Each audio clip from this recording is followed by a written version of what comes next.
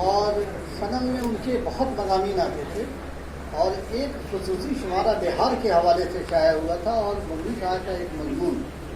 बिहार के अदब के हवाले से शाया हुआ, उससे बहुत तनाज़ा हुआ, बहुत हंगामा हुआ। जमाने में झारखंड भी था, बिहार में शामिल, और एक तरह से ये कहिए कि बहुत लेदे हुई जो लफ्ज़ होता है आमतौर से कहा जाता है, इसलिए कि बहुत उसमें पूरी शादी जो की थी उन्होंने, बहुत सारे अहम नाम चुने तो वो याद है हमको, और इनकी शख्सियत का एक हिस्सा रहा है,